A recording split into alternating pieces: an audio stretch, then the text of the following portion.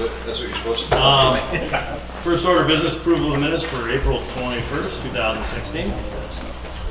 So moved. Anybody want a second? Second. Questions, comments, concerns? All right, all those in favor? Aye. All those opposed? One abstention. One abstention, John Lear. Two abstentions, three Three abstentions. seconds. Deb?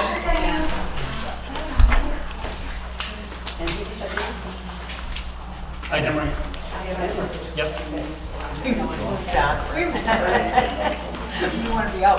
Can you tell what a nice All night? right. How are you guys? All right, so our next order of business is from Alan Makis from Colliers Design Development. Talk about the schedule. We have on top, we have the milestone schedule, and beneath that, we have the macro schedule. This hasn't changed since our last meeting. We're still sending the design development set to the estimators on May 20th. We're going to receive the estimates back on June 3rd. We have scheduled a reconciliation meeting with both estimating firms on June 7th, and we're going to present the results of that to you folks on June 9th, a special meeting, off our regular schedule. It's approved, and we plan on sending the DD package, design development package, to the MSBA on June 14th. And other than that, everything's on schedule. Nothing slipped. Have we gone up to bond yet? When do we do that? A little bit later. Okay. How's our well schedule? Pretty well. I say Christian can probably address it as part of this presentation. Yeah, we're going to be talking about that later on.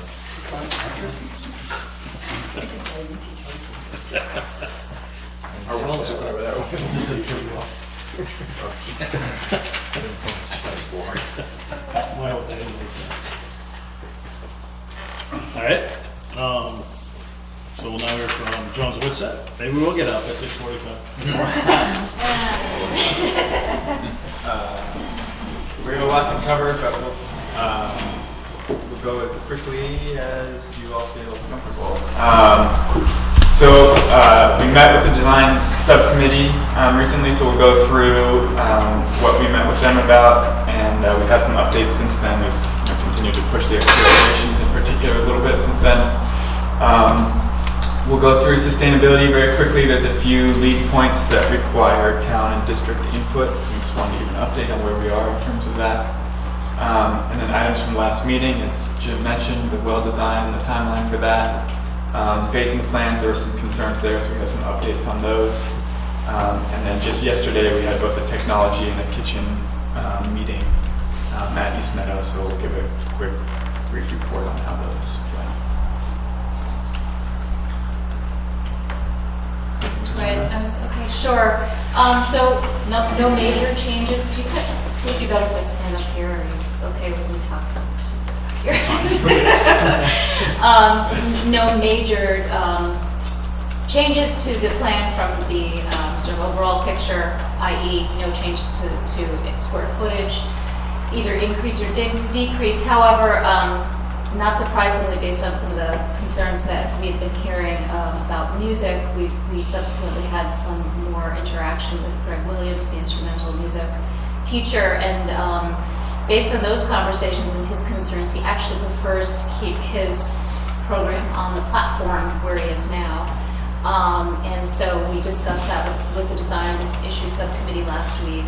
We all felt, well, that's fine. If that works for him, we'll make sure that he has what he needs on that platform. And everyone agreed that it still made sense to keep that space that is the stage a flexible space. So we'll keep the movable wall in there, and it can be used as a large group space. So again, we still have that additional, I don't want to say bonus space, but additional space that can be utilized.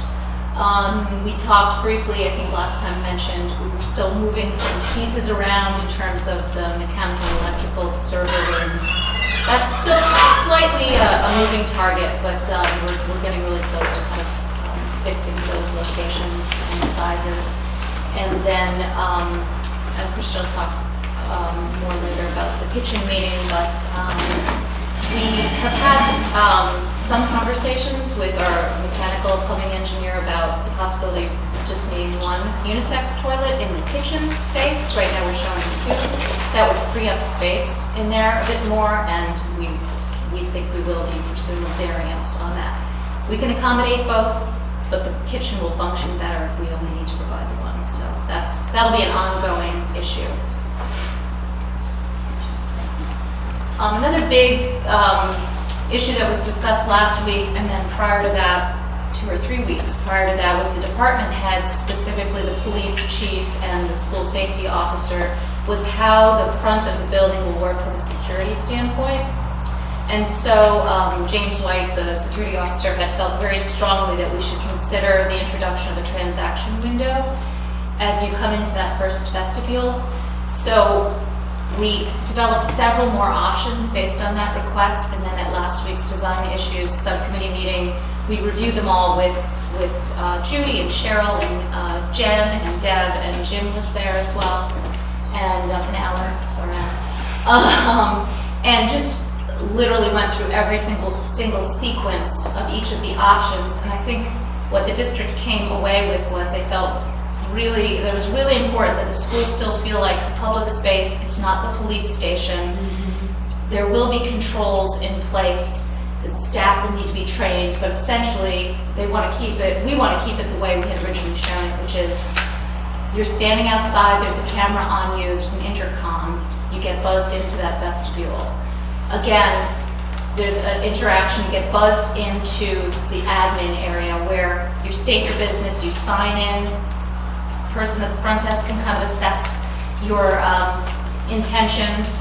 And then if there is an issue with that person going further, we would have the ability to lock that door from the admin into the lobby and then to the rest of the school.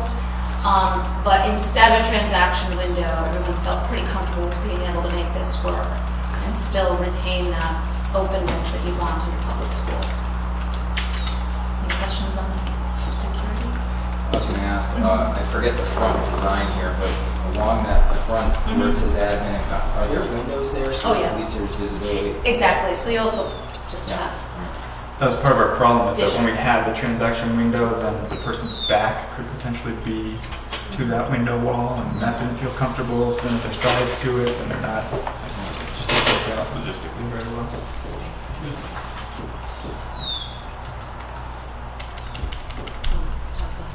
Sure. elevation will.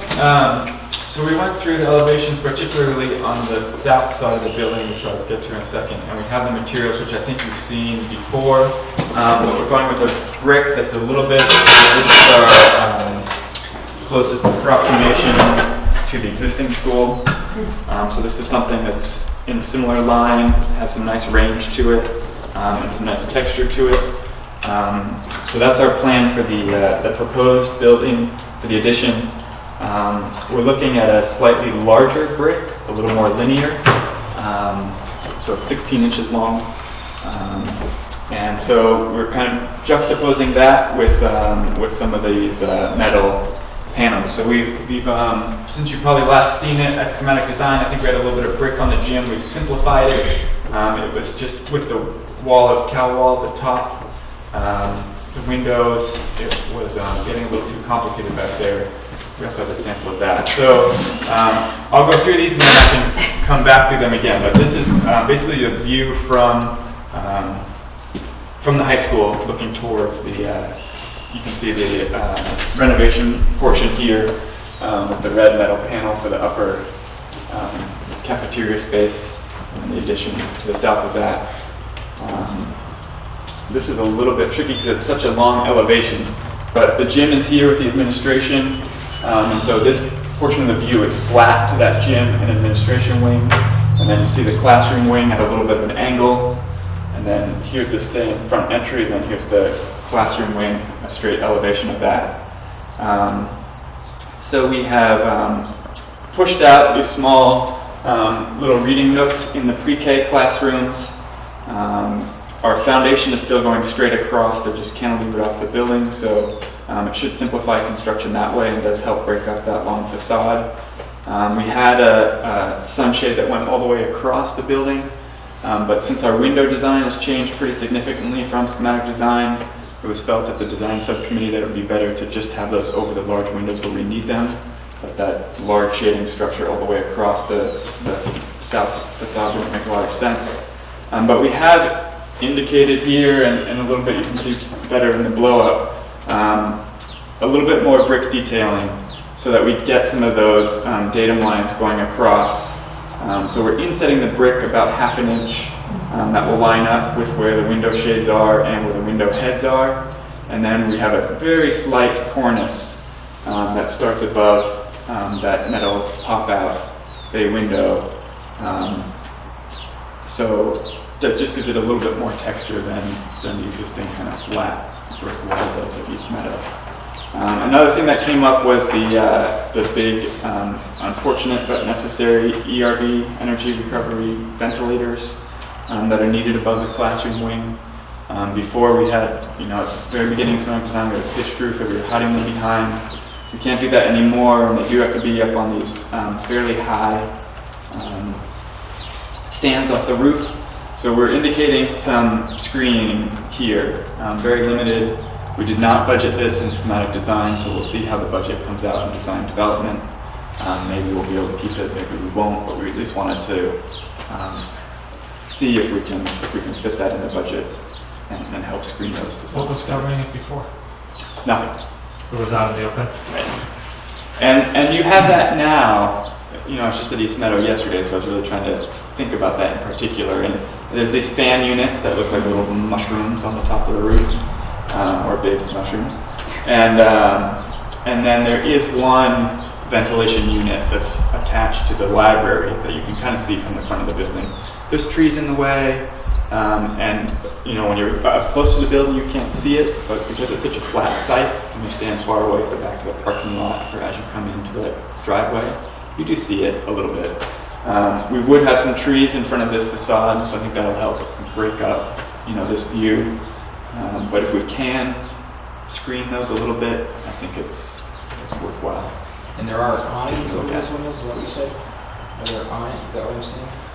The shades here, Yeah. Solar shade. yeah, so those are shades that come off the outside of the building. They'll stick out about 1.5 feet. And because we're very lucky with this site that we have classroom windows that face almost due south and almost due north.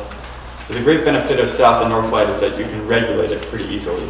East windows, you get a lot of glare in the morning. West window, you get a lot of glare in the afternoon, and it's very hard to regulate the sun coming in at those angles. But on the south side, with these sunshades on the outside, as the sun comes up in the afternoon, you can just have a nice even shade on your window, so you're getting some of the light bouncing off the shade and coming into the classroom. You're not getting the glare coming in directly. So it's a nice way to kind of regulate that natural light that's coming in. What you're seeing is the shadow. So Right. it's a metal So structure. it's that- flat, it sticks out, and then that's the shadow that you see being cast there. Exactly. Coming around to the east side of the building, again, our addition over here and the renovation to that side. Here you see kind of the main design feature of our front entry, which is a pretty large expanse of this cowl wall material. We're not showing it here yet, but what we'd like to do is a new feature that you can do with this cowl wall is you can put in glazing within that cowl wall system. What's nice about this cowl wall, and what's used in gyms a lot, is that it brings in some nice diffuse light. So you still get the daylight, you don't need to turn on the lights, but you can't see out of it. So it has a better R value than a normal window, and again, like in a gym, you really don't want that glare. And so this prevents that glare from bouncing off of the shiny quartz surface. At the entry, I think it would be a nice element, and then interspersed with some windows, some bands of windows along it, so that you can see out from that front entry lobby. I think it would be a really nice feature of getting some daylight into that space. We've also topped up the roof as you come into the lobby and put some clear story windows up there. I think at our next meeting we'll have some details of that, some interior elevations. Again, getting some daylight into that larger lobby. I'm trying to figure out that space between the private gymnasium there and how to use that as a nice open gathering space for community events. Christian, the metal siding, is it something like that? Yeah, this is showing a finer corrugation than this sample is, but something very similar. It would be a hidden fastener system, So you wouldn't see all the rivets all over it. It all clips together. I think it gives a nice look and a nice juxtaposition to the brick while still maintaining some of the same horizontal lines. I like the juxtaposition, but in some areas it looks like the entire facade will be metal, and I can't really visualize whether or not it's going to look like a warehouse or really a nice metal modern front. Right. Do you have any examples of other schools that potentially use that we can bring next time? We do, yeah. And even in South Hadley, if you drive by as you drive by, you wouldn't see it so much. But if you walk around the building for a little bit, there's a pretty large facade there that's metal, interspersed with some windows. It works out pretty well. And how's the maintenance on these things? And let me just ask it this way. How often does it require us to do something, or does it just start looking shabby after a few years? No, I think it's very similar to brick. That Okay. If you rinse it off every now and then, it'd be great. Does the metal get hotter than? If you had a dark color, potentially, but there's air behind it, so it's not right up against your building envelope. So there's air on both sides of it, and then we've got a great deal of rigid insulation on the outside of the building, and then the structure of the building behind that. So there's a lot tempering that temperature difference. So if the kid touched the outside metal, Oh, that was no, mine. I think so. Yeah. Not So- a concern. If a kid is, and this isn't gonna happen, but what if one of the kids are down throwing balls against that, is it gonna ding? And look like crap after a year or two? I think we can mitigate that with planting. I mean, if you do a normal ball against that, I don't think that's going to be an issue. If you throw a baseball as hard as you can at it, yeah, you could probably ding it, but you can probably chip the brick too. I mean, it's hard to. It's gonna look a lot better with landscaping, for sure. As long as it's bond up. And as far aesthetically, I don't think it looks that much different from what we have now, really. No, it is kind of taking the same routine of Exactly. you've got the metal Yeah. and the brick and the existing Yeah, too, it's so it's flat just and very angular and kind of, echoes what's already there, so. As long as there's money left over for landscaping.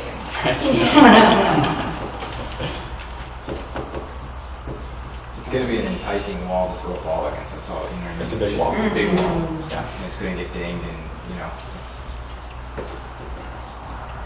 something to think about.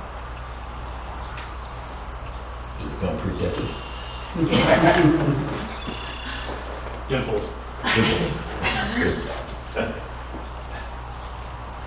Yeah, we'll take a look at maybe putting that brick course back in. Did we talk once of having the brick to the head of the door? Yeah. We did. Right. We thought this was a little simpler. That started looking a little busy with all of the bands going across. I'll give it another look. Looks But like is there parking right, is it pavement right up to that wall, or is there really a landscape? Site plan. It's not right. It's kind of tipped off because the sidewalk, comes around and it's at an angle, so it's angled back from the sidewalk. So there is a nice strip for planting between the building and the sidewalk. Oh, maybe that's enough. Parking's on the other side. 2 or 3 good sized trees that get right in there. And we're looking at where the buses, that's the bus drop off, right? In the middle of the two schools? Right.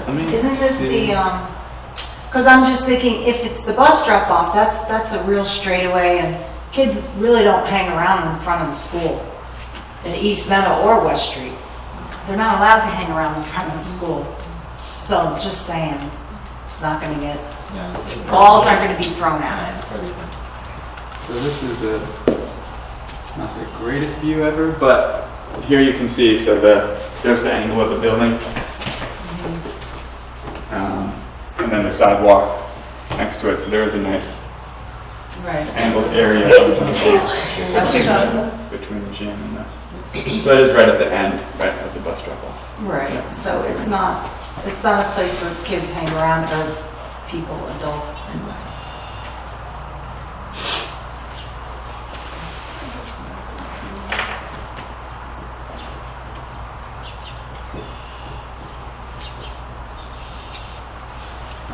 Here's another early perspective shot from that southeast corner. The shadows are a bit overstated in this rendering, but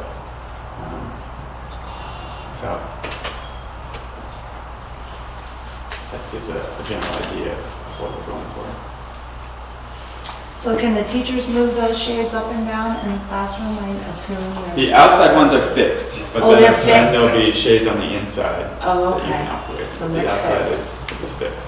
And they're sized so that they prevent the most glare when the sun's in the summertime, and that you still get some light coming in the wintertime. Well, Yeah, also- I see it, looks nice. Yeah, I like the cobbling on the top, it's nice.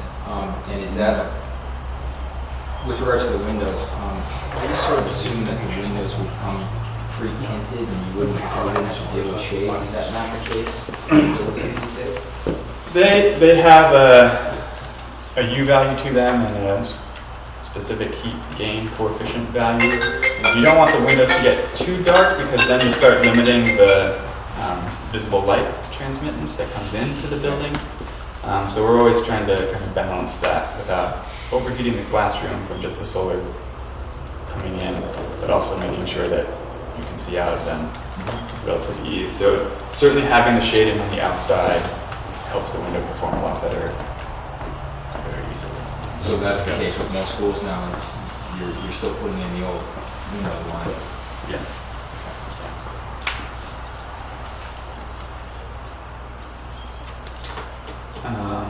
Interior materials and color. So this was another topic that we covered at our meeting.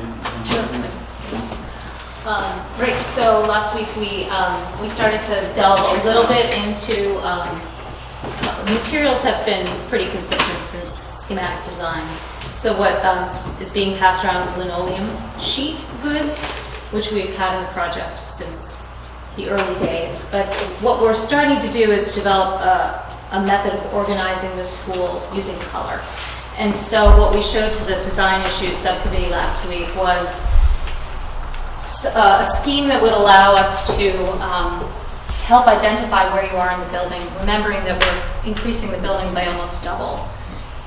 It can be a pretty tight box to sort of negotiate your way around an existing East Meadow, and there's going to be a whole new addition. So also keeping in mind we've got pretty neutral walls currently in East Meadow. It's this glazed brick.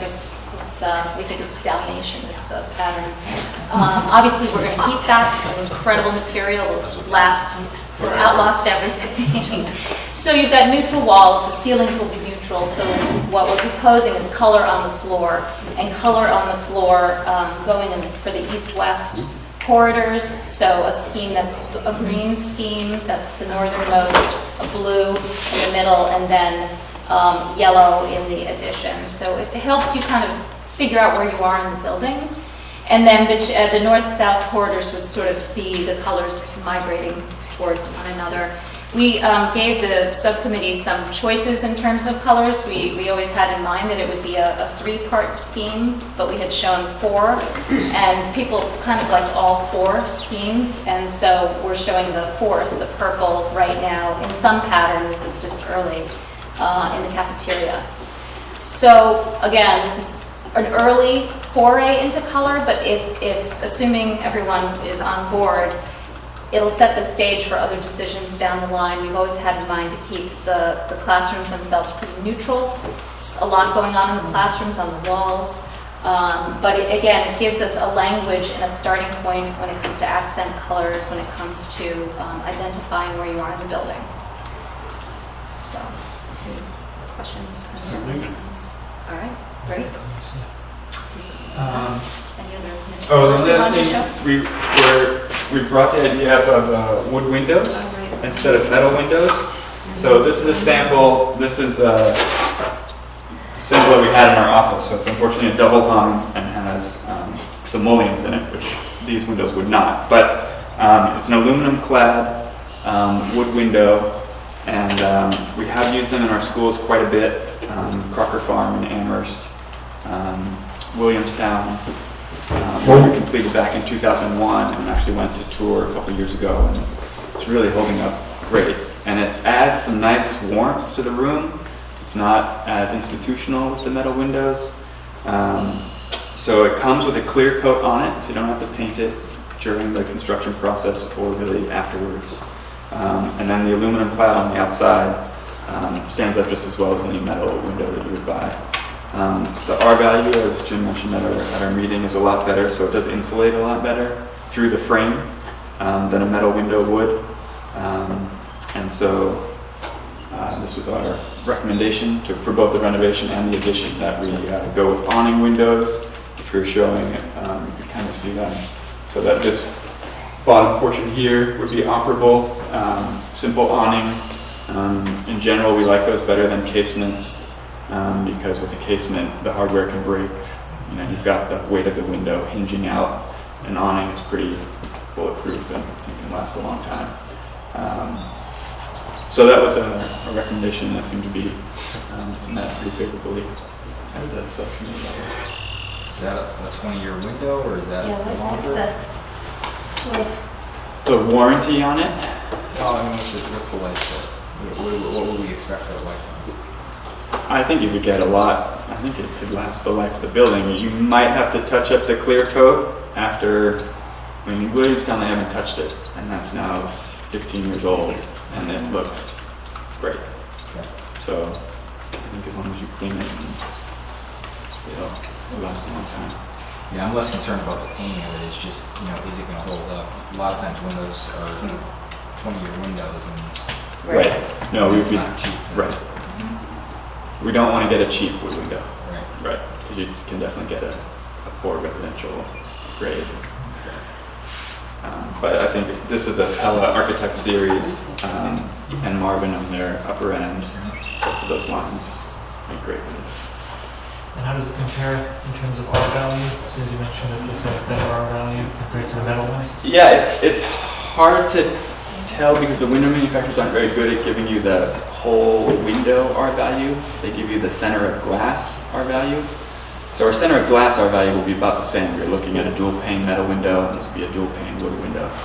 But the real difference here is, you can see that if this whole thing is metal, then that's just conducting heat through it the whole time. Wood only has an R of 1 per inch, so it's not great, but it's a lot better than metal. So that's I can't quantify it, unfortunately. And I'm sorry to ask, but I have to assume there's got to be a 20-year warranty on this, right? Because cheap windows for houses are at least a 10. Right. These are going to be probably 4 times as much, so there's got to be at least a 20-year warranty on it. I will look into that. I don't know if I should have. That's a good question. And as Hans mentioned, the wainscot, so the existing is Dalmatian, or maybe even a little more. So we had the rep come, and he took this picture where this is the Dalmatian, that's the existing. And he had this other line called the classic line that they don't really run anymore, but they used to run historically. So he thinks it's one of those. He's going to come back and figure out exactly which one. So we're going to want to match that glazed brick exactly in some of the reno area. But then in the new, we were thinking about going, and I'm sorry the sample isn't bigger. This one's called Pearl Spec, but it's very much in the same family, just a little bit lighter. And I think we'll again be kind of a theme based off of the existing Echo. The kids there. want some sharpness. So how much of the existing walls are you expecting to be able to salvage? Almost all of them. So it's all the hallway walls that are glazed brick. So as you come in here, all of this is glazed brick and will remain glazed brick. This is these in black are new walls that we're doing. So here, what we're thinking right now is that we would do to a wainscot height, and we would introduce the new one in that location. So again, kind of weaving the new to the south and weaving some of the new into the areas that are a little bit different.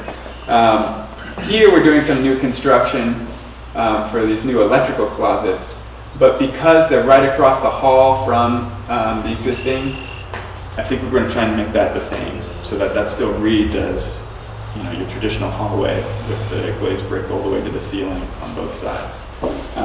So basically in all of the halls we're keeping all of the existing glazed brick, except for where we're bumping out into the common areas that we've introduced.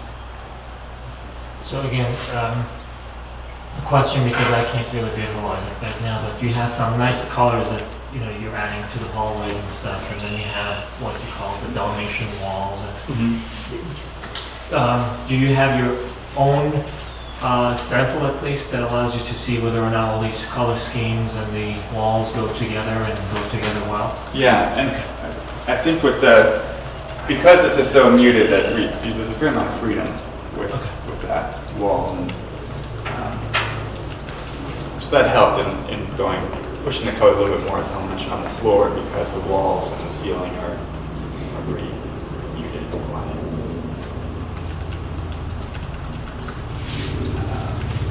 What kind of ceiling is it going to be? So in the existing, it'll be a new drop ceiling, just like what's there now, an acoustic ceiling tile, 2 foot by 2 foot, square, be white, newer than what they have now, and it's probably not as fissured, so you won't see as much texture, which has kind of a nicer, cleaner look. In the addition, we're doing some drop ceiling and then some exposed structure, so it'll be a little bit of both.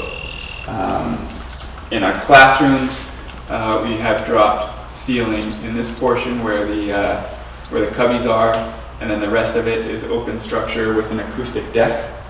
So the ceilings raise up a lot higher, and it feels a lot more open. In the lobby, what we're thinking about right now, and again at our next meeting, we'll hope to bring some perspective views, just as we did of the exterior today. The next meeting we'll focus on the interior. A wood drop ceiling that'll be broken up by some structure going across, but that introducing that wood element at the ceiling level will really, again, kind of warm that space a little bit. And then we'll have the porcelain tile on the floor, so I think that'll be a really nice entry space.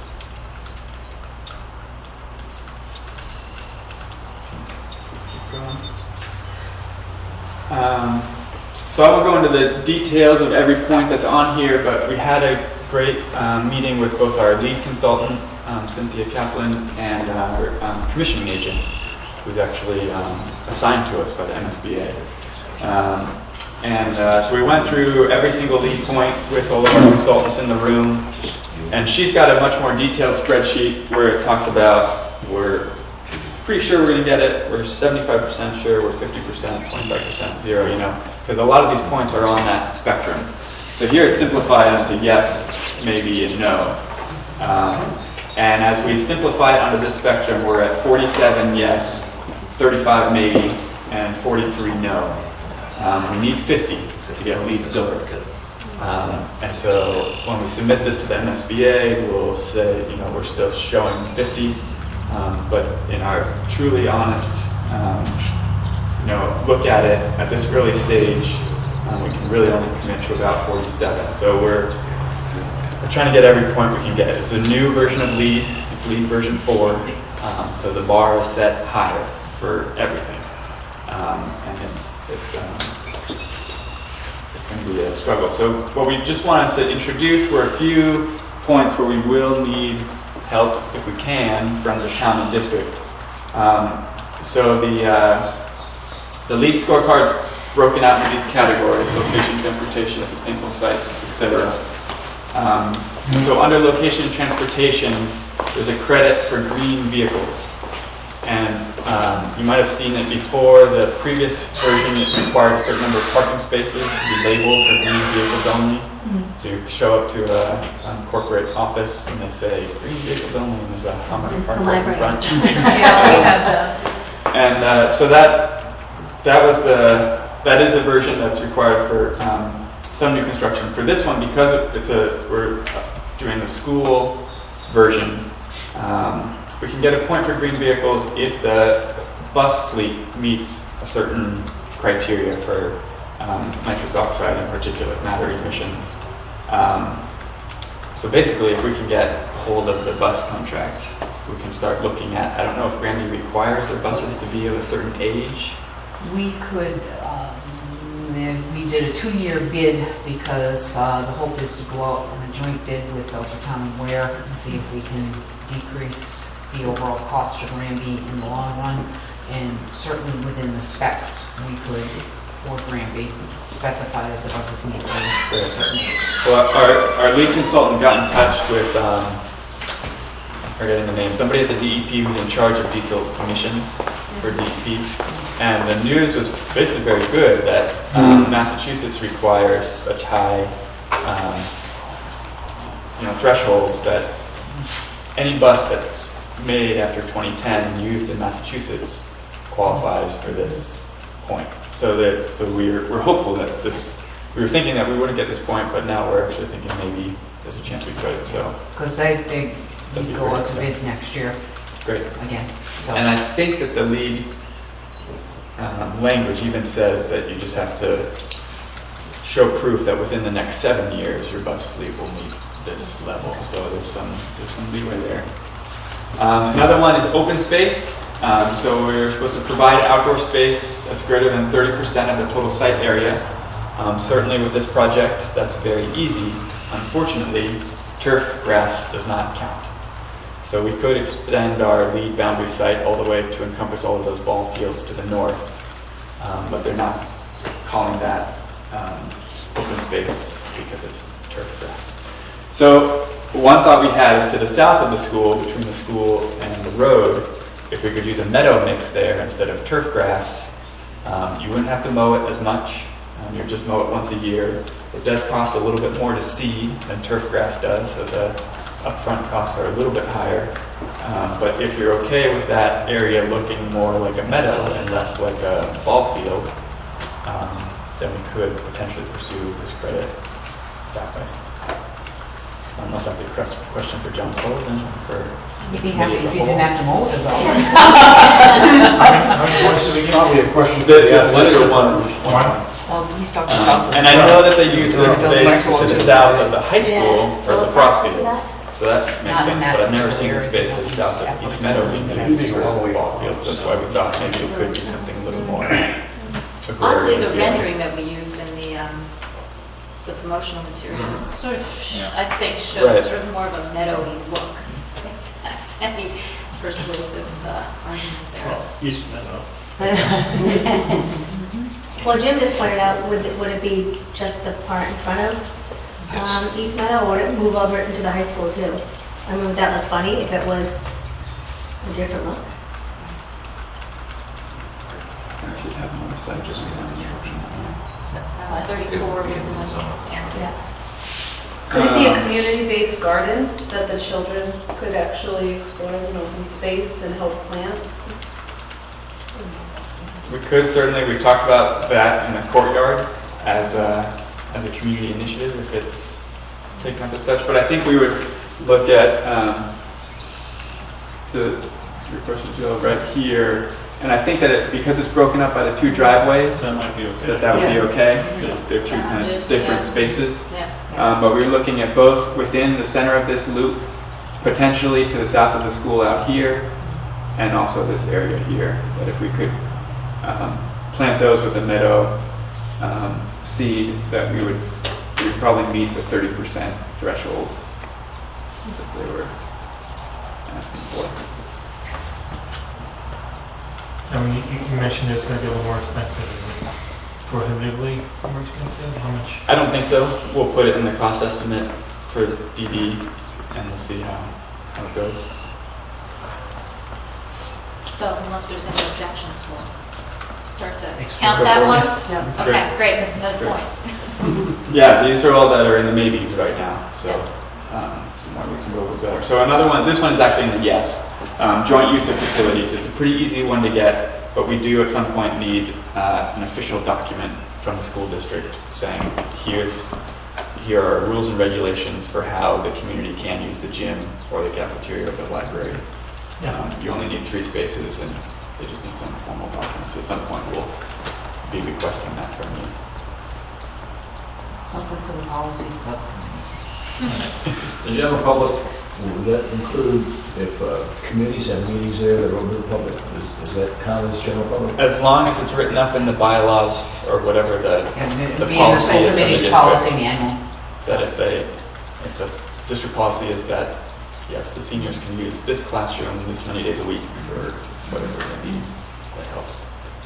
Does it Does it include rented space and stuff too, or does it have to be? I don't know if it says. Not sure about I that. think it can be, but Yeah. Okay. I'll have to look. If you could find out, because we have a policy around that too that would add. Okay. But that seems like a pretty easy bar. Yeah. Right. Yeah. This one is interesting, green power and carbon offsets. I understand the district is in, some new discussions about with a photovoltaic solar provider. This is a little bit higher bar, it's tough to get. It would have to meet 50% of the project's energy, and East Meadow would have to be listed in the agreement as a specific entity to receive that power. So I don't know if I'll that's... have to look up the Kearsarge agreement. Yeah, Judy provided it to us. I think that East Meadow was named. The issue is that the overall percentage wasn't sort of, wouldn't meet that bar.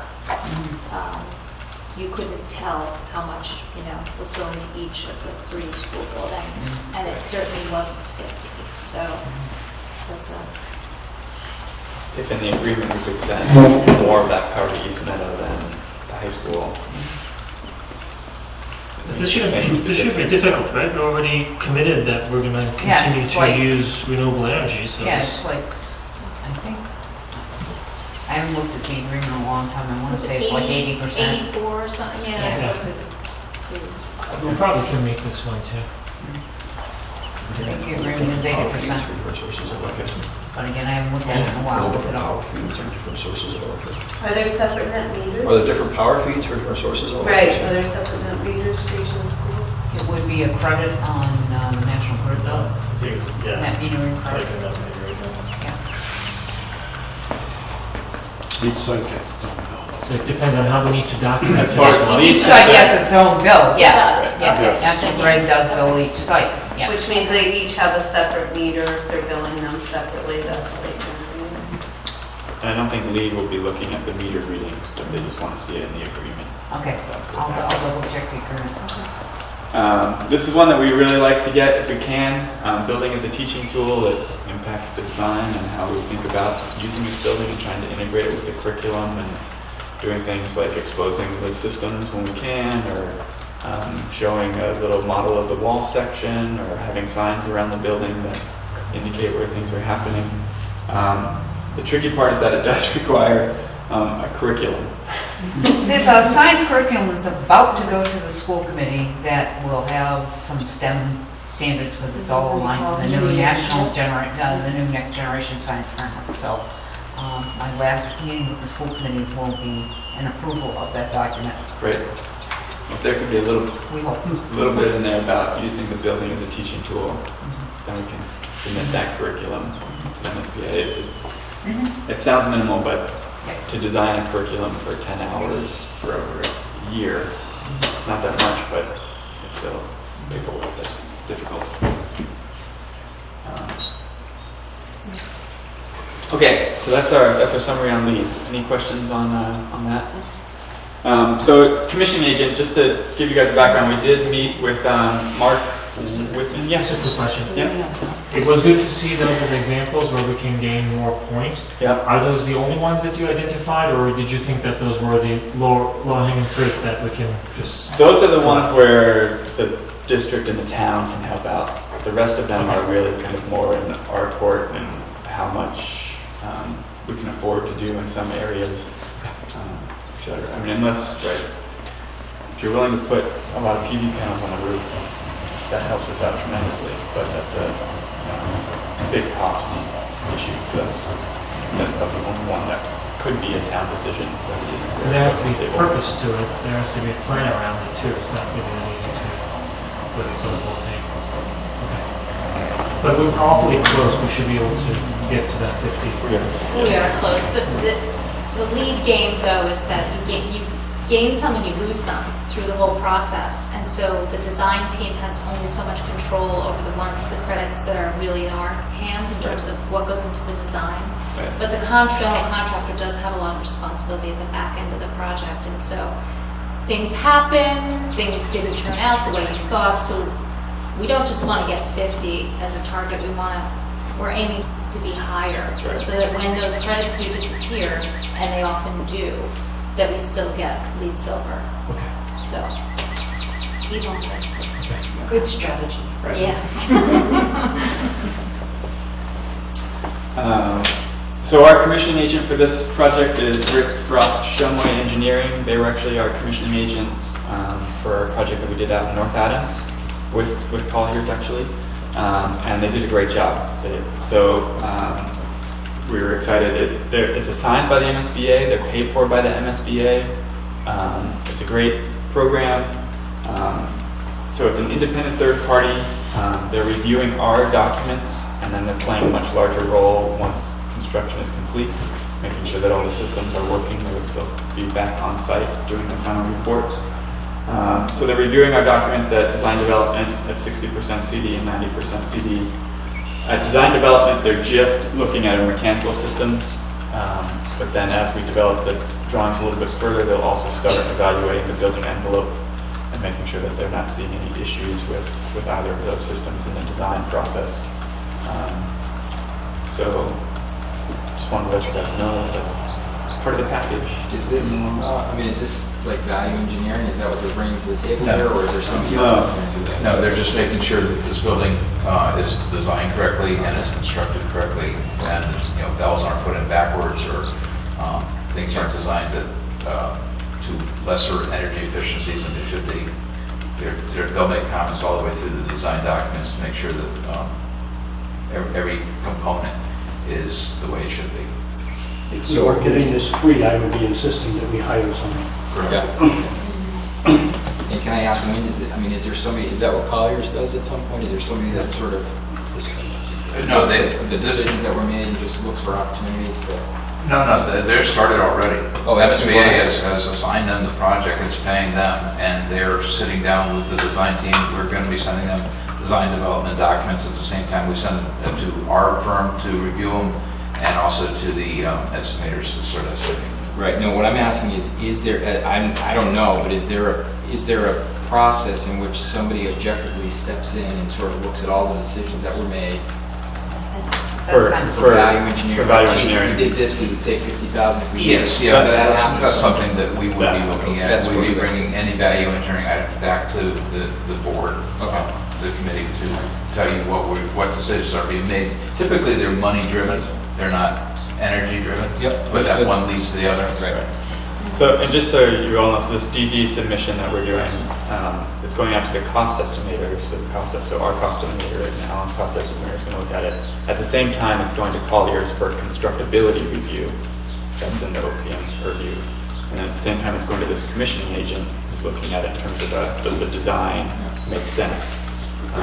Their mechanical engineers are basically a third party checking our mechanical engineers, making sure that the system they're proposing makes sense. And we do a little bit more than just a constructability review. Our tech side is commissioning. We can't do commissioning on a project we're doing project management on. Right. But we have our commissioning people look at these documents at the same time and provide comment. So those comments all get written up, they get sent to the design team and the other disciplines within the design team, and they have to respond to each comment as to how they're acting to it. And then we submit it to the NSBA, and they review it. And then we get it back. Make everybody happy.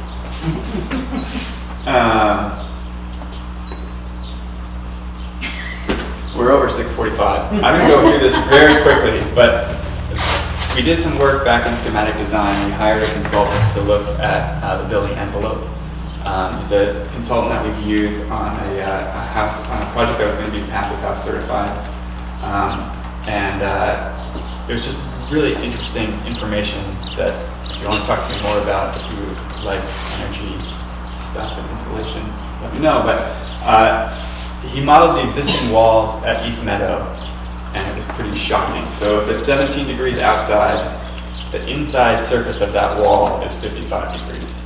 So when you're heating your building to 70 degrees and your wall still feels 55 degrees, you're not feeling the warmth of that 70 degree air, you're feeling the radiant cooling of that 55 degree wall. So that's the existing wall at East Meadow.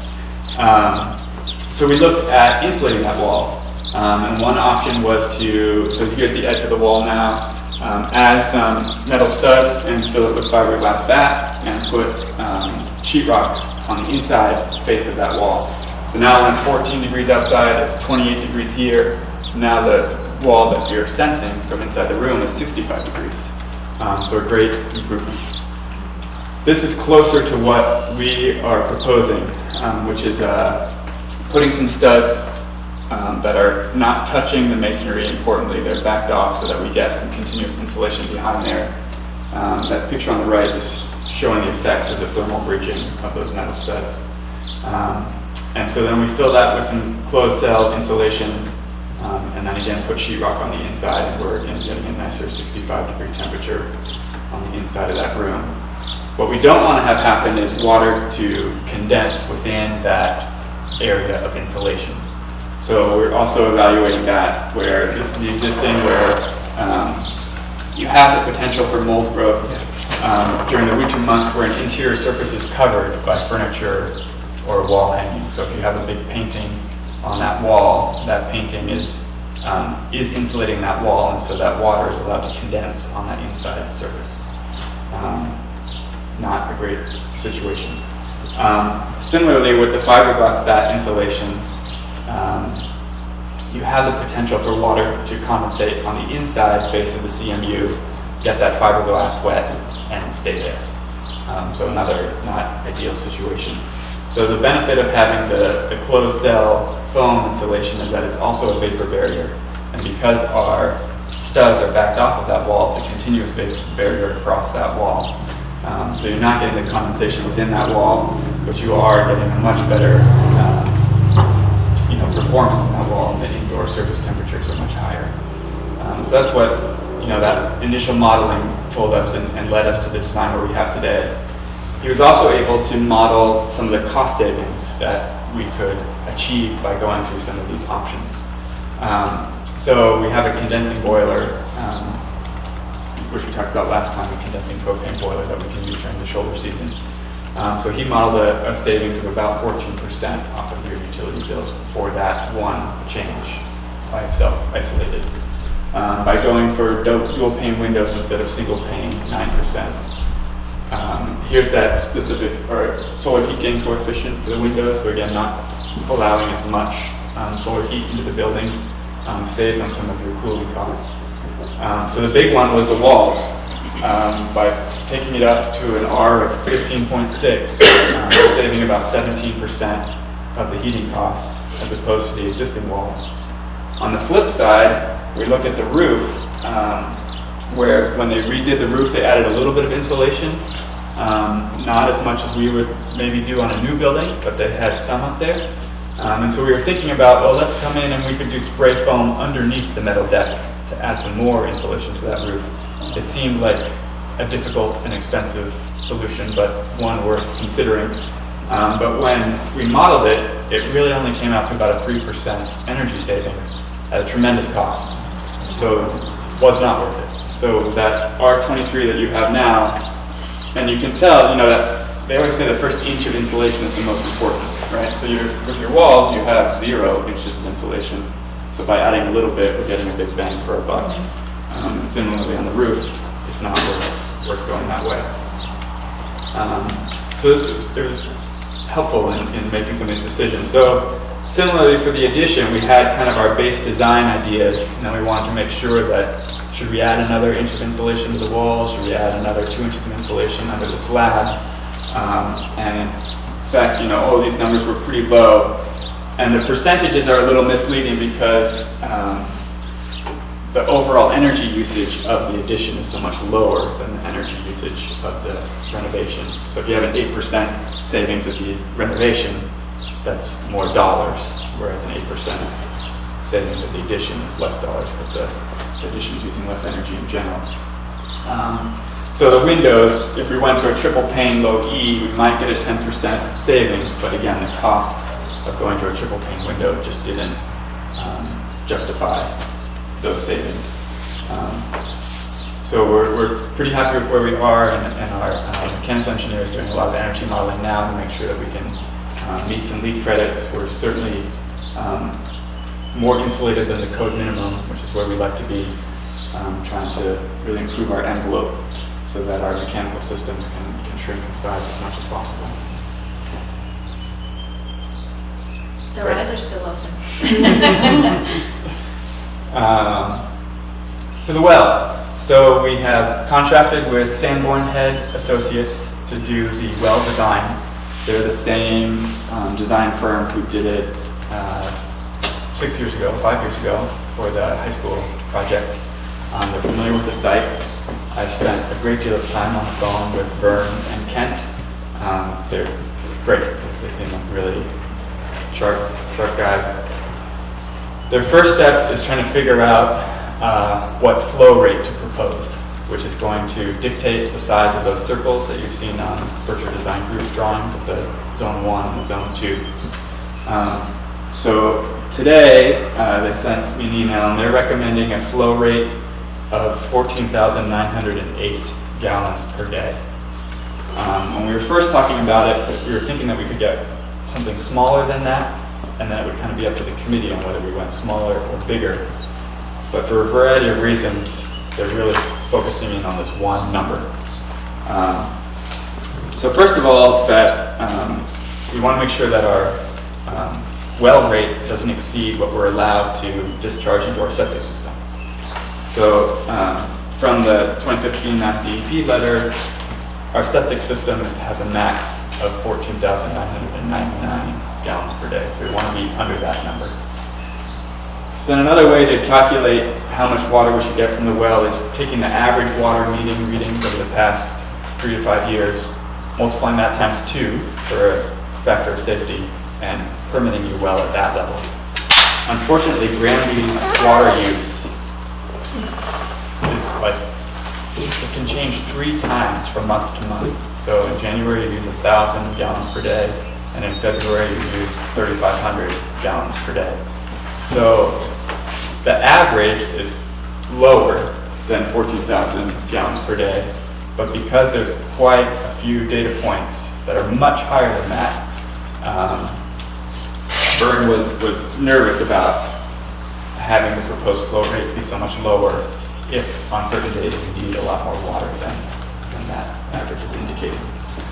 So instead we started looking at the average population statistics over the past 5 years. And so we combined basically the population statistics for East Meadow and West Street and grouped those into elementary school. And then we took the population statistics for the high school, and those are going to stay. In general, looking at those population statistics over the 5 years, they've dropped a little bit. So I think even by taking an average of those 5 years, we're already being a little bit conservative. And then multiplying it, according to Vern, I don't know this at all, but 8 gallons per day at the elementary school level and 20 gallons per day at the high school level because of showers and locker rooms and things like that. So by taking those numbers, we're at the 14,908 gallons per day. And given approval tonight to proceed with that, that's how Sanborn Head would like to proceed. That gives us this size of a Zone 1 and a Zone 2 radius. Importantly, part of the Zone 1 is over the outfield of the baseball field. And so the Mass DEP will restrict the use of fertilizer, herbicides, and pesticides within that Zone 1 radius. Chris Martin asked today, all pesticides, all herbicides, and I sent that question along to Vern, and in the permit that they had applied for in 2010, Mass DEP sent back a letter on their initial findings, and they said basically, yes, all pesticides and herbicides, but if you come up with a management plan that we approve, maybe we can work something out. So it seems that they're erring on the side of no herbicides or pesticides at all, but that they gave Granby a little bit of wiggle room, at least back in 2010. So he's hopeful that we can get a similar letter replying with the same permit today. We could potentially push that well further north to impact the ball field less. The problem is that then we need an access road to that well that goes through wetlands. So then we need to get more permitting on the wetland side of it. So we're this is the best location with the fewest permitting restrictions, but it does restrict the ball field to some degree. And that might impact your zone 2, area 2, whatever you call that. And there's, I think, a proposed development. Yeah. North of the area. Sanborn Head is much less concerned about that than the Berkeley Design Group was.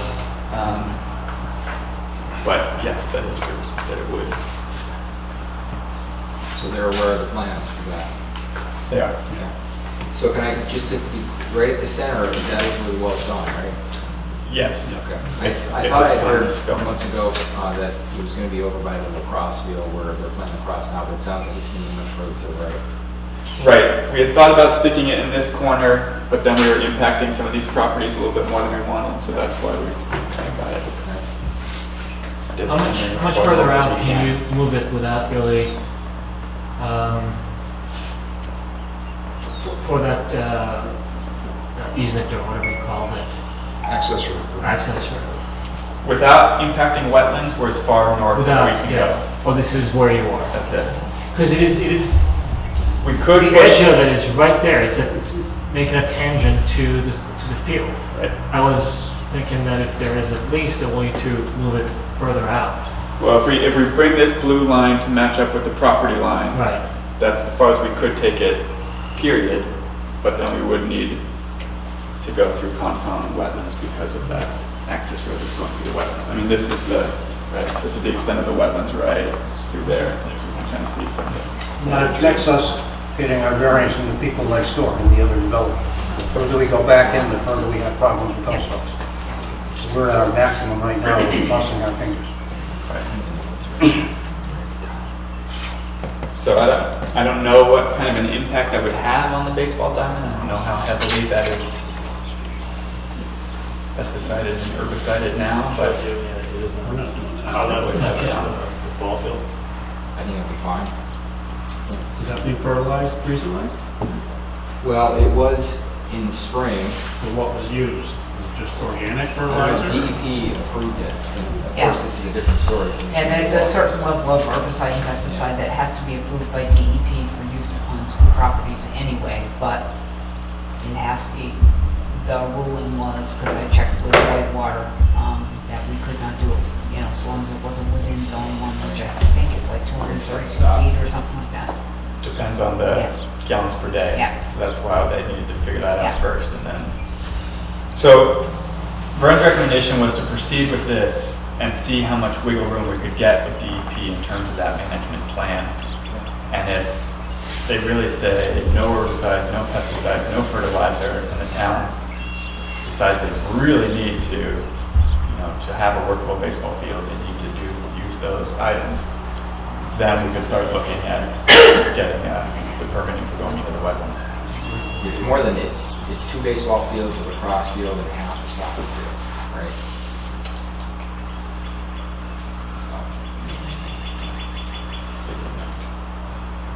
I'll make a motion that we proceed forward with the 14,908 gallon per day well plan, and to have Sanborn Head proceed with filing paperwork with Mass DEP.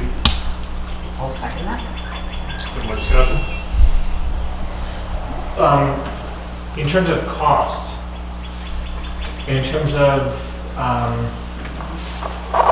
what will happen with excess, I guess that's the easy part, especially in terms of cost. What are we talking about if we do not go with the average as I understand, are prone to do, and we'll go with the peak? Because what is interesting, just like you said, is that one day you have 10,000 gallons used, and then another day you have 1/3 of it. So I'm wondering if specific events were causing those peaks, and we are designing for specific events as opposed to natural use. They could find no pattern in the spikes, so they're not sure why, whether it was a broken pipe or flooding an area for an ice rink, or they couldn't figure it out. No, ice rink sounds good, so Are they proposing that with these peaks and downs, is they're going to have a storage tank to meet these? The storage demands? Yeah. Well, as I understand it, and this is a little bit outside of my expertise, Jim, but that there's the permitted level that you will test to. So you can exceed that and your well might be able to make up for it, but you're exceeding your permitted level. So there's both whether you're going to max out the well, one issue, and then the other issue is if you're going to exceed your permit. No, I'm not worried about the permit. I'm saying, for us, are we going to have a storage tank on site that is going to allow us to draw down to meet the peak periods? No, there's no storage tank in the plans. There is storage tanks for the fire For the fire, suppression. right? Correct. Not for domestic water. Not for domestic water, nor do you have one today. I'm not worried about today, I'm worried about tomorrow. All right, any more discussion? What's involved in doing that? Is that just a cost item, or is it a DP item? I don't know, to tell you the truth. And we're gonna use so much water at lunchtime, if you get one of these peak days. Yeah, my impression from Vern was that with this 14,908, that we are certainly erring on the conservative side. Especially because the population is higher than And what it what's is. current.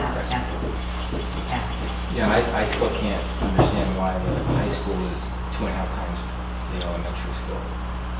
Bigger In kids. terms of gallons per day. And showers. But Shower units. what I would I don't know if hazard a there's any guess showers is up there, that there but was, they could play. and I Yeah. can't remember how far back it was, but there was a pipe burst at the high school at one point in February when it was a real cold winter, and I don't know how many years ago that was, but that may be the spike, Part of the specs. because the unit ventilators, of course, have no insulation, so. Do you run electricity out to where that well is going in? Yes, You do? they do. They So told me that. I'm trying to think of this as two different projects. So first is going to be the well project, and then there's going to be the school project. But yes, as part of the well is basically going to be isolated from here to this half of the site. The distribution box right now is in this area, so they're going to be running new electrical and piping from there to the well, and then from there it'll get distributed in the existing pipes both to the high school and to the East Meadow. So one simple thing that we talked about earlier, instead of simple grass, let's go with the meadow type. And you said it would be a little more expensive, for instance. Right. If this is still included in the overall cost of the project, and whatever is saved from some of these can be channeled to other potentially more expensive, more costly aspects of the project, that's what I'm trying to get to. And we're just having a sidebar, and this is a this is a brand new building plus updated structure. The assumption is that we're going to have efficient fixture, the flushing and everything will be much more efficient. So are we still thinking that we're going to be using the same, even if they shower, the shower has maybe different, you have 949, almost 950 students planned, which we don't have right now. So what I'm I'm all good planning for the future, Right. but if there is any substantial savings from this that can be used for other areas where the cost may go beyond what we already projected, it would be helpful instead of just having to find the money later on. Right. So, yeah, I will ask Sanborn Head how comfortable they're feeling with these numbers, given that reality. And I think we're stuck between Jim's concern of, one of those high days when we're needing a lot of water versus can we reduce the size of those circles and reduce the amount of water that we need to permit for. And treading that line in between is not my expertise, but I will certainly pass on it. All right, all those in favor? Aye. Aye. Those opposed? Abstentions? I don't think, we had a good conversation, but we did not really have anything that explains whether or not it could be cheaper, it could save some money, whether this is really the right information for us to design around. I mean, typically in engineering, we don't design for peaks. I mean, I think that's what he's saying too. Now we actually are designing for peaks here. For a $10,000 spike, I mean 10,000 gallon spike that we've seen a few times, and we don't even know why. But it's fine. I mean, it's better to be prepared than all abstain because we don't have the information. I'm sorry I have to ask, but why are you bringing the electrical back to the high school? Why isn't everything coming right back to the new facilities?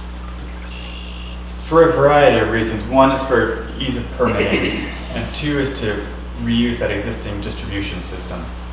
That if we brought it to East Meadow and then distributed to the high school from there, in the long run we have a lot more trenching and piping, and then interfacing that with the high school system would be another complexity. We thought our fire protection engineer wanted us to do that, so we went down that road. On the schedule impact that Jim was asking about, so Vern reiterated what we had heard from Workshop Design Group, is that the goal is to have, again, this project done before we start on the school. But because we're going to that existing distribution box, it's really just going to be a question of taking one well off and putting the next well on. They'll be going into the same distribution system. So the transition between the two should be fairly seamless. So what is very critical is that construction not go in this zone 1 radius from the existing well before that new well is online. But luckily, most of our construction is outside of that zone 1 radius. We are doing some paving over here and reorganization of these drives, but that's not slated to happen until June of 2017. So we do have a little bit of leeway between when the project starts and when we really start impacting that zone 1 radius of the existing well. So there is a bit more wiggle room than we gave the impression at the last meeting. Does that make sense, everyone? So phasing, again, trying to quickly go through this. This was a concern from the last time. So we've come up with a new plan. So phasing, again, phase 1, a separate project. This is the well connection, both water and electricity up there. Our phase 2 map has changed a great deal. Our big thought here is to leave this drive open here for both deliveries and bus access. And basically use the very southern end of the existing parking lot at East Meadow to make that left turn, and then to continue this drive around in gravel, because we are in winter construction, so that the contractor would own the area to the north of that and the area to the south of that, so that we could get buses queuing up in this area and deliveries coming through here. And then likely the buses could come right back out along this yellow line here, make that left turn, and come back out by the high school. We're still evaluating, both in terms of constructability and in terms of egress, whether we'll maintain that front door to East Meadow. I think it's pretty likely that the construction fence will, come off 8 feet from the building. We'll leave a little alleyway to that front door. So that I think that buses kind of queuing up in this area could actually work out quite well if we're able to have students come around the construction fences this way and into school from the south right there. So we're still evaluating exactly how the specifics of that are going to work, but I think that by keeping both existing curb cuts, we're giving ourselves a lot more flexibility than maybe we had before. We definitely need access to that existing front door, because that's where our camera is, and that's where, like, when visitors come or parents come and they get buzzed in through that way. Right. Well, even if we can't, because the contractor needs to, we'll have them shift all of that equipment to whatever new door we're utilizing. But I think we might need to use it anyway for egress requirements from inside the building, so I think it might work out. Do you have any dates attached to this? I mean, when school starts, what's gonna happen at the end of the school year, what's gonna happen in the summer, what's gonna happen, things. I mean, you mentioned that the bus is gonna be driving through mud and stuff like that. Right. I think you need to give us a more comprehensive based on dates so that we know when our students are on site and when they're not on site, what we're gonna expect for construction. And plus, I think you gotta tweak this a little bit, where I understand it. We're continuing to tweak. But for right now, this would be the scheduled situation from February until June of 2017. Does it matter that currently, when you go around the high school, no one ever takes a left? Like that, isn't that circle one way? Yeah. So right now you have the buses taking a left, going around the circle, rather than going, so take a left, and that's how they should go normally. Yeah. Which they could continue to do. Oh, because of yellows. It looks like This was just for coming in for parent drop-off. Oh, okay. So that we try and get parents to use that road and buses to use that road. Okay. And parents to try and congregate more back here and buses to congregate more front here. Yeah, I have to ask you another question. that's okay. You're telling me the construction's gonna start in February Yes. on the addition. How long is that going to last? 18 months? The construction of the addition Yeah. itself, about a year, I think. So then in the next February, we're going to be attempting to move students from the addition to the new or back and forth in February? Correct. Yeah. In the winter? Correct. But that's, and why, can't we tighten this up so that we're working on summer schedules? There's not enough summers, Jim. Hmm? We don't have enough summers. We have one. We have one summer. Well, we can squeeze it. I think it appears to me that we're spreading this out. And I don't know enough because you've just given me 2 minutes to look at it, but Yeah. this is getting longer and I may not be here by the end.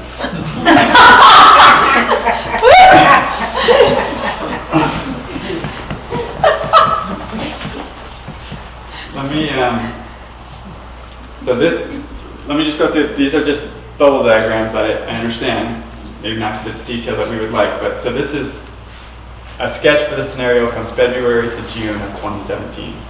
And then we have the summer slammer of the summer of 2017, where they really get to work on the site in particular.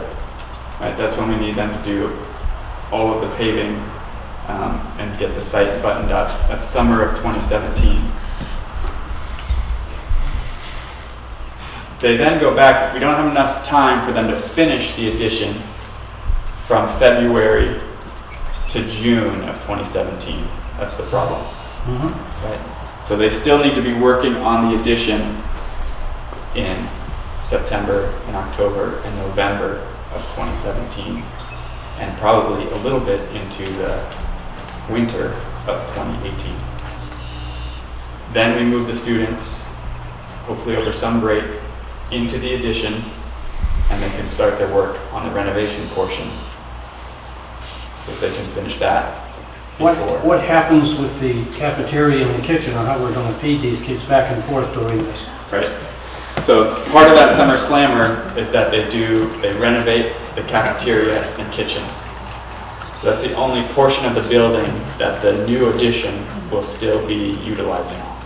We'll seal off the rest of the building, and they'll renovate the rest of the building, leaving the cafeteria and kitchen to be used by the students in the addition. Do we as a collective committee make the decision if we want to put liquidated damages on this contractor to meet this schedule? Yes. Or are you considering? We will be putting liquidated damages on them to meet this schedule by each phase. It'd be our recommendation anyway. A good high number? A very high number. Typically $1,500 to $2,500 per day. Plus, I want to remind you, and the teachers can attest to this, there's a 1 week vacation in February, there's another week vacation in April, right? It is possible to put those 2 weeks vacations together in order to facilitate a move if it needed to be at that time of year. I don't think that 1 week would make that much of a difference if the schedule's that far off and the contractor wasn't performing. And to give Jones Winsett some time to put some dates and times to making these moves. What Kristen's trying to show you is just some large concept thinking right now with what we're doing first, second, and third, and fourth in phases. We still have to refine this, get some dates to it, and then work with the school to find out that this all works for you too as well, and tweak it some more. This is just the first blush. Tricia, one of the things that I thought of when you showed us, I forget which phase it was, I think it was this one. So I noticed that where you have a parking area right there, because the set down area B is in our current parking area. Exactly. So is that you're going to add that parking? So there? the first thing that we want the contractors to do is knock down the greenhouse. Oh, we want I was just thinking that, that's what Move it to where we would like them. To knock down the greenhouse and put in, unfortunately it's gravel, but gravel parking there and the gravel extension for the bus loop. Okay. So that would be first things first. That's what I just wanted to make sure I was seeing that right. Just So they 'cause do that's that the first couple weeks, and it's not going to give you the same amount of parking that you have now between those two parking lots, but it gives you a little bit more flexibility than just having that parking lot that you have now. And yeah, and we'll just work with the high school to make sure that we work really good with it. Yeah. And that one's never full anyway.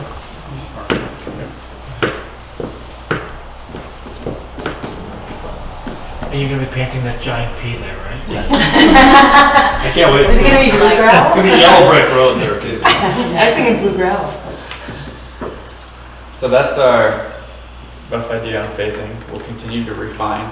If you have thoughts or ideas, let us know. Be happy to take them into account. What to take away from this is it's going to be four phases through the course of roughly 18 months to do this. That's what the takeaway is tonight. And as we refine this, we'll And that start hopefully working with on this idea of utilizing both curb cuts, we're getting closer. You know, we're improving upon last time. We're getting some of the details down. We're getting.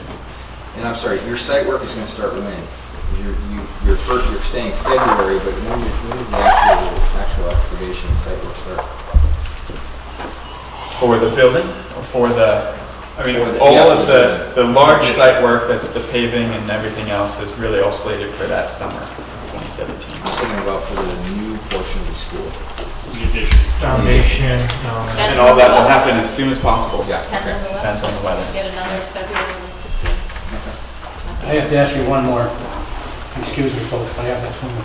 This is all predicated upon the well schedule that you have now. But if that schedule was to improve, like you indicated, possibly it's only 6 months, this could change because we could be using that front. We could be using that front. I don't know what that gains us. I mean, we still have the contract going out February of 2017. I don't see any way of bringing that closer in with the deadlines that we need to meet with the MSBA. So we could utilize more of that site. I don't know in which fashion, but Well, I think it would give us better access to the site. But you'd be putting in the new curb cut, And and you more wouldn't gravel. be doing that in February, Jim, right? So I don't know if you can do some of this other stuff in February. The snow's in Granby.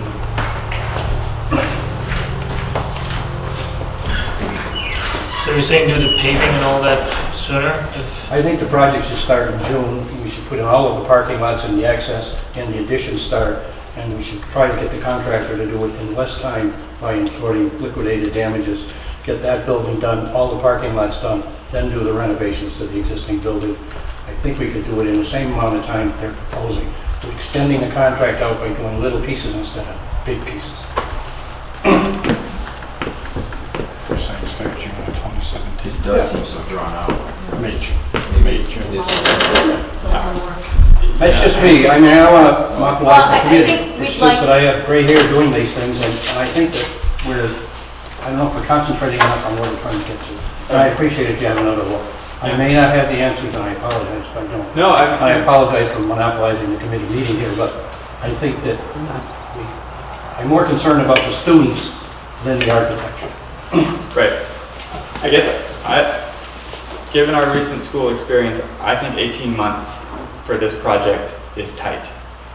So if we cut 4 months out of that, I don't see them finishing the addition and renovation in We 14 could start the months. 18 months in June instead of February, and then they could have a better opportunity to do work in the summer and prepare us when we come back. I definitely agree. If we're willing for a school move-in in December of 2018 instead of September of 2018, that might be something worth looking at. So you're saying you could accelerate this plan?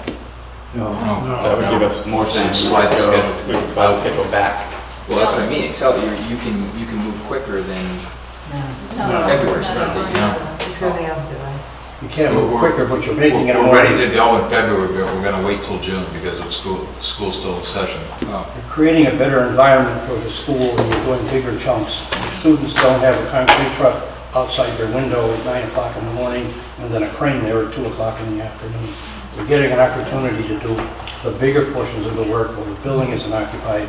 You're not trying to build a parking lot while there's kids in the building. I'm looking at the students more than the architecture. Why don't we paint a phasing scenario through, starting with a June start date, and see what that gets us? I think it's worth looking at. Yeah? Well, I think in the OPM's review, I'm assuming construction specialists maybe could have a look at this as well. Alan? Absolutely, as soon as we have some dates and times on a phasing plan, we'll be, Okay. making comments on it. Okay.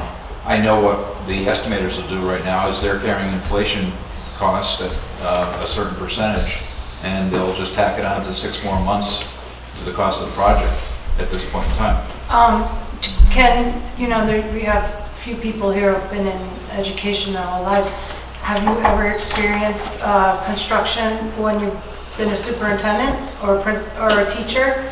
And Mark Bale, you've been an educator your whole I life. haven't had the experience Judy No, has. have you? Not exactly. I mean, I've dealt with post-construction nightmares in a building not to be named right now, but for example, West Springfield High School, when that construction was built, they moved in over February break. And basically called for an army of volunteers. People carried desks, people did whatever they needed to do to move stuff over. is that your question, or are you asking is it a strategy? Well, yeah, I'm sort of asking more of is it put any of the kids' safety at risk? If there's going to be, is Jim's concern valid that we need to worry about the children's safety, ability to study and everything if there's a school being built on the outside? So I just thought maybe... You're not going to avoid that. At some point, there's going to be construction going on while kids are in the building. That's just not something you can avoid. Right. And it will be distracting. And it will be distracting, The kids are distracted when the lawn is getting mowed. I had to go out and we had to tell them to stop mowing the other day because we were doing park testing and I was like, the kids are not, so like, I think that when the time comes, I mean, honestly, like when we're like having a 2-hour testing window, I might, I think we have to work around, we're getting a new school, there's You'll gonna work be- it out. You'll work it out. We really work it out. That's- We're getting a new school, there's like some major stuff going on outside the windows. Kids, let's all look. Wow, look at that. Okay, let's get back to let's focus. I think there's ways around it. It happens with Snowflakes fall. Play high. Let's all look. Okay, good. Yeah, Now let's go back to work. I hear your concern, and it is a very real concern, and I think we need to work through some of that and figure out ways to, I don't because think I we don't should be think, cavalier about it. no, I think it's inevitable, and I didn't mean to sound that way. I just think that it's gonna be a huge challenge. I second what you're saying, it's gonna be a huge challenge. I just don't see a way around it. It'd be great to look Absolutely. into. It's a huge Flexibility challenge, to maybe not put regular classrooms. The kids are on the south side of those classrooms. Put the kids somewhere else and move the kids who are coming from music or art, it's not important, put those in those rooms. Get the other kids on the Did other you say rooms that music would was not not be. important? That's what I heard. Jim for sound or... The camera is on. And those are the kind of things we'll Kids try aren't, to. but Like a knife in my heart. the kids aren't in those rooms 6 hours a day. Yes. So anyway, we'll have more information next time around. We'll come I have back one more June- question on June that. plan. Go ahead. Does it make a difference in terms of funding if we move it out? No? No, because I was planning on borrowing 90% up front. I'm never going to do the final 10% Okay. based upon what the final number was. Excuse me, Mark, before we adjourn, Diana Pelletier is here to ask, she was directed to this committee from the school committee to ask about using brick donation, like the library did, make a sidewalk or something. Would she be able to, I can just leave it with you guys, I'm happy to. Quite That's honestly. not really, we can't really coordinate like anything that's gonna, no, because the school committee told her that she needed to ask the school building committee, and that me It was being- actually Dr. Poole, I don't want to. Dr. Poole. Yeah, and Yeah. what I had Yeah. said was that I would have to check, you know, so. I don't think we can really deal with independent stuff. The issue here is that any donation of other funds, MSBA is going to take off the back end. So if you get $100 from, another group, MSBA is going to take away $100. Okay, And so there's no net gain. okay. Well, it depends what it would be used for, though, right? No, Really? no. That's the thing. The best way to do this is that Wait, you have to get the project done, and then after the project's all done and closed out, then there can be a contribution. And then we could So add the funds be something, collected that's ahead of time interesting. and the Right, contribution donated later? they wait So until why the grab the project's energy? Then they put the done. walkway in.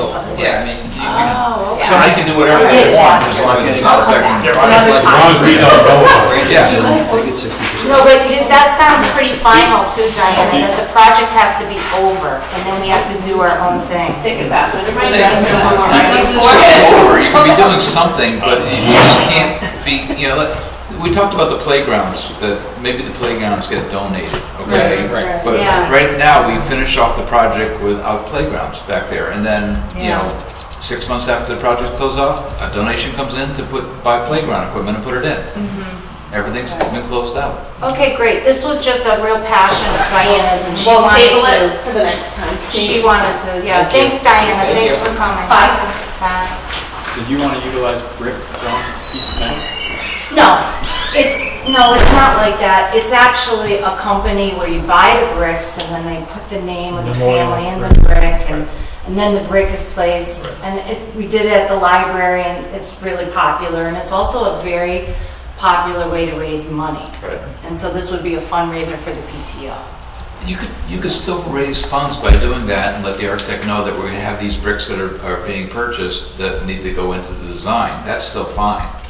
Just as long as the funds that you're raising don't get contributed to the project until after the project closes out. Uh-huh. Yeah, there wouldn't be any funds going to the project. The funds would go to the PTO.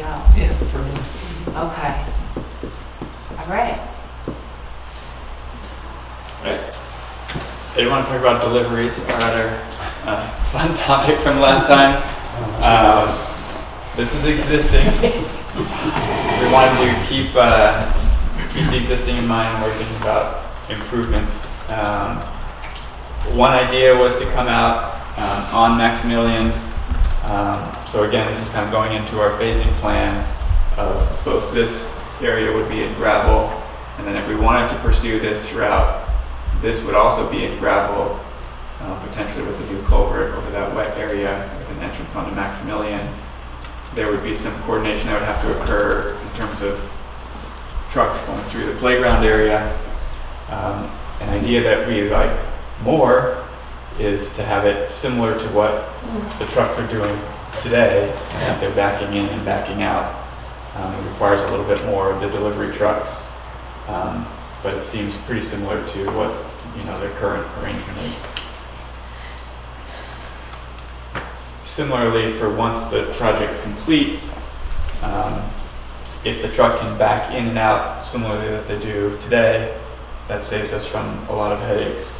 Another option that we wanted to look at is just having them loop around the parking lot to come back out the way they came.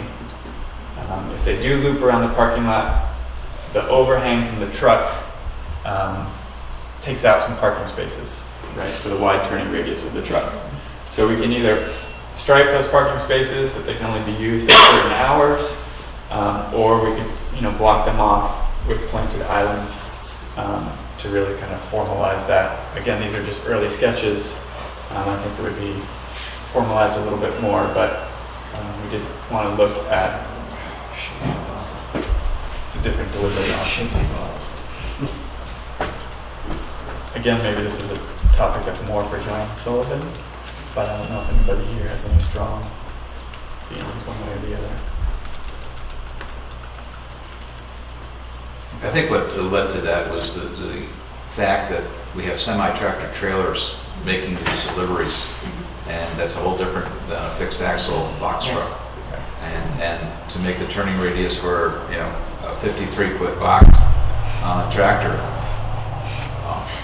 on a tight site with a lot of parking is just asking for trouble. And so we were trying to find, and especially backing in a truck like that, we were looking for some ease of making the truck go just forward and continue around and come out onto a main street. They do back into the high school now. I don't know if the delivery policy can change to be fixed axle trucks or. This is Cisco Food Service. Has a lot of it, not Cisco Tech, not to confuse the two, but Right. I see the Cisco truck oftentimes when I come in early in the morning back up at the high school. Right, I just didn't know if it's something you can, I don't know how they do it with tighter sites where they have to navigate the site itself, and they have to, you know, offload goods somewhere and then reload and bring them. There's a cost probably to that. Do those trucks go to East Meadow now? Or they just go to the high school? Periodically. And like 18-wheelers? Yeah, and they back in. Yeah. So it's not like they're unused to doing that. Well, we'll pass these by John Sullivan and see if he's got some input too.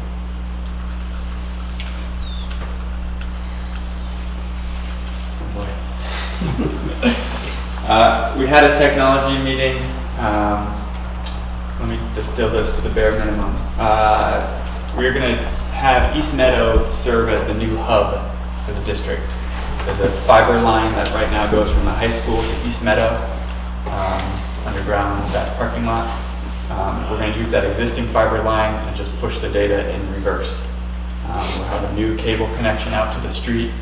The server space and all of the wireless infrastructure will be set up so that East Meadow could someday be a one-to-one facility, and we're going to have enough bandwidth to cover that. The bottleneck is going to occur at the connection to the street. It's really at how much you can get from Comcast or whatever future provider you may or may not have. So we had a great meeting with David, and that's our general push on the technology side. Right now, the high school is acting as the hub. The data goes to East Meadow, and when East Meadow all gets online at the same time, the high school goes down. When the high school all gets online at the same time, East Meadow goes down.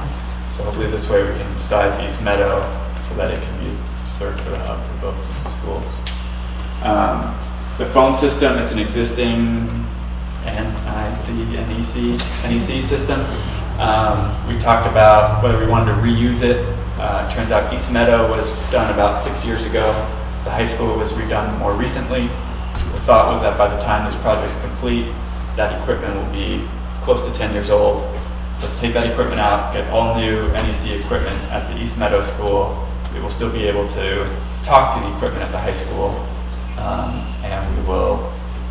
John Sullivan recommended strongly that we have in the specs to take out the existing phone system so that they can use that for attic stock or in other parts of town. So we won't reuse it within the project, but we'll save it for town use. Media distribution system is kind of this cable connection. We're not going to go for it. It's a lot of money. The internet has made it fairly obsolete. We talked with the building management system, which is proprietary, and they have some specific lighting controls manufacturers where you can control the lighting through their building management system, which would save John a lot of headaches. So that's the direction we're going to go. What's nice about that is it doesn't have to, the lighting controls don't have to be proprietary. They have a few different options that work with their system. So we'll work on that going forward. And then we talked about the projector for the gym, a lot of different options that had significant downsides, mostly because of a projector being in a gym environment, with balls being thrown at it on purpose. So the general thought was to have a ultra short throw projector on a cart that can be wheeled out. Cords don't have to drape across the gym. It can still be relatively close to the screen, and it can be stored away when the gym can be used as a gym. Question on that. Yeah. Could we find a way to store away the projector automatically? I mean, there are some areas where the projector comes down, it does what it needs to do, and then it goes back to a little... Right.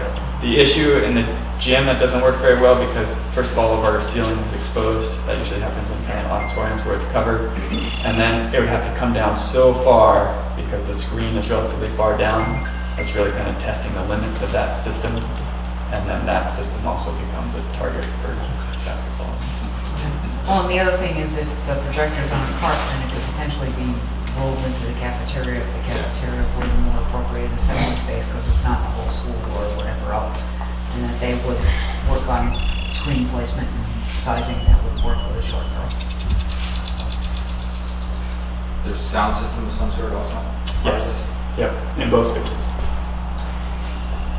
Just a quick clarification, I'm still not clear on that. The gym will have a stage. Yes. So where we have a stage, I assume that's where you want to have some projection if there is a presentation or something like that, right? Right. So isn't there a way to focus on that area only? And I understand it's high ceilings and stuff, but is there a way to get one of those? There are conference rooms much tighter than a gym, but you know, the thing comes down and projects and you see this huge thing on your screen and then it just goes away. Right. One of the issues we thought about having a reverse projection from the back of the screen, but part of all the flexibility that we have between the stage and the gym, so we have a folding wall operable partition, and we wanted the screen to be on the gym side of that and the outside of that, so that you could project something on that screen while that space is still being used for something else behind it. So again, we couldn't really put the projector behind the screen without having to open that operable partition every time we wanted to use it. So there were a variety of issues or ideas that we looked at, and this seemed like the best way forward. Right after the technology meeting, we had a kitchen meeting. Right now, as the kitchen's designed, it's kind of right on the cusp of a warming kitchen for a full-service kitchen. It can be utilized as a full-service kitchen with the addition of a few, few select pieces of equipment. We looked at the equipment list. The big issue was dishwashing, whether we would have trays or disposable trays or not. The long conclusion after a lot of discussion was that let's just provide for the future flexibility. Maybe we'll have trays, maybe we won't. It just needs a larger dishwashing station, uses slightly more chemicals, is a little bit more expensive, is a little bit bigger, but that dishwashing station can still be used for pots and pans and tongs and everything else. So even if you do disposable trays, you'll still be able to use that dishwashing station. It's just slightly oversized than what you would typically have. So that seemed to offer the most future flexibility. Toilet rooms, as Helen mentioned, it's a code requirement to have a toilet room and a kitchen for each sex. Seems ridiculous in these small kitchens, but that's the plumbing code. So we will apply for a variance. We lost on our variance for South Hadley. We tried again. Because we're in a renovated portion of the space, we might have slightly better chances. That was a new construction. That's what they really balked at. So we'll see what we can do there. We did look at the cafeteria plan. We're making sure that the cafeteria can seat 150. More likely it can seat 160 and 150 a little bit more comfortably. So building in some comfort there. And then the Board of Health did come to the meeting, showed up, which is great. So she gave us some input on some of her concerns, kind of school-wide, and that was really helpful. So I'm not sure Judy was there, she must have. So how much, at one point, going back months ago, we decided to cut the full-service kitchen. It was going to save $70,000. Right. Love the idea of having a full-service kitchen. You said we're at, how much more now would it be to get the full-service kitchen? So what we decided to do is, again, so this DD estimate is going to come back and it's going to be a little bit higher than our SD estimate. Because what we're anticipating, and then we'll have to figure out how to shake it back down again.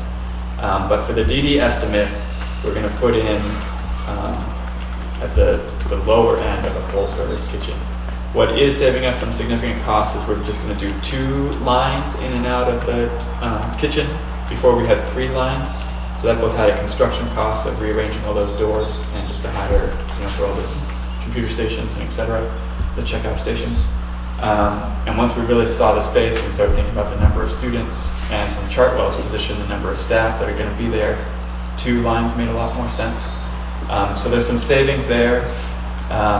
But it was interesting talking to the Chartwell's folks, and I think we decided that we didn't need a slicer. That was a $8,000 to $10,000 item with that and the table, that they can do that at the high school, even if this is a full-service kitchen. And that we would do a 20-quart mixer. Yep. And if this was a true full-service kitchen, maybe we'd want something a little bit larger. But the Chartwells felt comfortable that they could do mashed potatoes in batches, and so that the 20-quart mixer would work out for them. So again, we're shooting for the lower end of a full-service kitchen. And that could be expanded. Which I think is the right thing to do. And Chartwell's felt very strong about it too, which I gave them credit. It's not just more, is there actually stove? Oh yes, yep, there's going to be a stove and an oven underneath and 2 other convection ovens. Especially earlier, we talked about how the community can, or how this space can be used for community activities as well. You can't always warm things somewhere and bring it for those activities, so it would be good to have the ability to do that.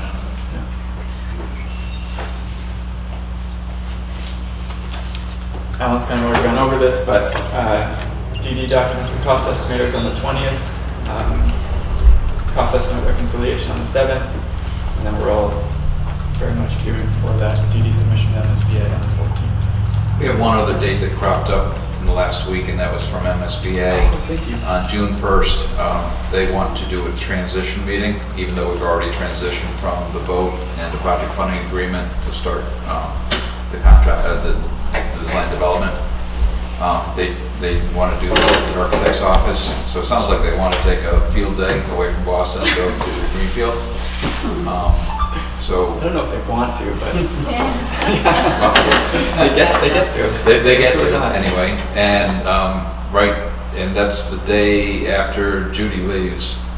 So you're not going to be there. I'm sure that I can be made available to be there. I've also sent that email along to Cheryl, so Okay. that Cheryl would have it for me. Yeah, Cheryl would be coming in Yeah. with no Yeah, you know, so I think we could, history, basically. I can work that out. Okay. So it's going to be myself, Chris, Judy, if she's so willing, and a meeting with the MSBA, and it will probably be an hour meeting, hour and a half meeting. It's been scheduled just to go over all the things we're doing already. Cheryl was at both meetings yesterday, so I think She's getting up to speed. I didn't mean that derogatorily Yeah, no, toward her, but she's. and I don't think she'd have a problem, with the 2 of us going, so, yeah, shouldn't be a problem. Okay, thank you. I apologize for the long. Quarter after 6:45. I told my wife I'd be home at 8:30 anyway, so. All right, anything else? Motion adjourned. So moved, I might as well make the last motion. All right, second. Next meeting date, we're good with that, Fine with me, the June 9th. as long as it's not tomorrow. Thanks, everybody.